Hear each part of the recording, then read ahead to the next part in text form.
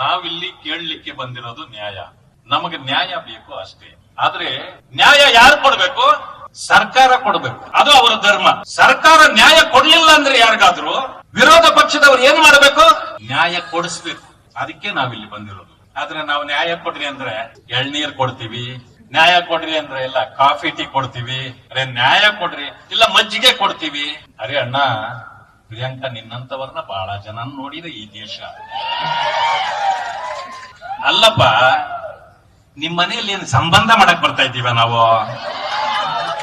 ನಾವು ಪ್ರಾಣ ಕಳ್ಕೊಂಡವರ ಕಡೆ, ನೀವು ಪ್ರಾಣ ಕಳೆದವರ ಕಡೆ. ಇದೆಂದಾದ್ರೂ ಸಂಬಂಧ ಆಗತ್ತಾ ಅಣ್ಣ? ನಿನಗೊಂದು ನಾಚಿಕೆ ಆಗಲ್ವಾ? ಒಬ್ಬ ಮಂತ್ರಿಯಾಗಿ ಹೋಗ್ಲಿ ಬಿಡು, ನಾವ್ ಇವಾಗ ಬರ್ತೀವಿ ನಿಮ್ ಮನೆಗೆ, ನೀ ಇದೆಯಾ ಅಲ್ಲಿ? ಬೀಗ ಜಡ್ದು ಬೆಂಗಳೂರಲ್ಲಿ ಸೇರ್ಕೊಂಡಿದ್ಯಲ್ಲಣ್ಣ.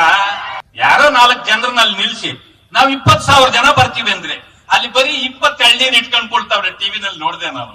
ಏನ್ ತೀರ್ಥ ಕೊಡಕ್ ಇಟ್ಟಿದ್ದೀರಿ? ಏನ್ ದೇವಸ್ಥಾನ ಅದು? ನಾವು ದೇವಸ್ಥಾನಕ್ಕೆ ಬರ್ತೀರಿ, ತೀರ್ಥ ಕೊಡಿ ಅಂದ್ವಿ.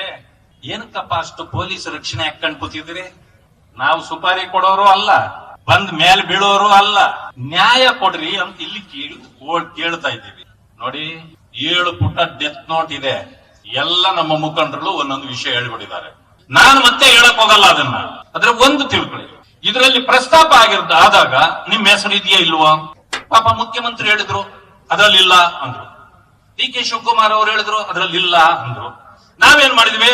ಜೆರಾಕ್ಸ್ ಮಾಡಿ ಅದನ್ನ ಹೈಲೈಟ್ ಮಾಡಿ, ಪಾಪ ಮುಖ್ಯಮಂತ್ರಿಗಳು ಕುರುಡ್ರು, ಉಪಮುಖ್ಯಮಂತ್ರಿಗಳು ಕುರುಡ್ರು, ರಾಹುಲ್ ಗಾಂಧಿ ಅವರು ಕುರುಡ್ರು, ಎಐಸಿಸಿ ಅಧ್ಯಕ್ಷರು ಕುರುಡ್ರು. ಹೈಲೈಟ್ ಮಾಡಪ್ಪ, ಹೈಲೈಟ್ ಹಾಕಿ ನಾವೆಲ್ಲ ಸೇರಿ ಅವ್ರಿಗೆ ಪೋಸ್ಟಲ್ ಕಳಿಸ್ಬಿಟ್ಟಿದೀವಿ, ಓದ್ಕೊಳ್ರಿ ಅಂತ. ಅಪ್ಪ ಓದ್ಕೊಳಕ್ ಅವ್ರಿಗೆ ಟೈಮ್ ಸಿಕ್ತೋ ಇಲ್ಲ ಗೊತ್ತಿಲ್ಲ, ಬಟ್ ಪತ್ರಿಕೆ ಅವ್ರ ಮುಂದೆನೂ ಇಳಿದು ತೋರಿಸಿದೀವಿ, ಅದನ್ನ ಹೈಲೈಟ್ ಮಾಡಿ ಹೇಳಿದ್ದಾರೆ.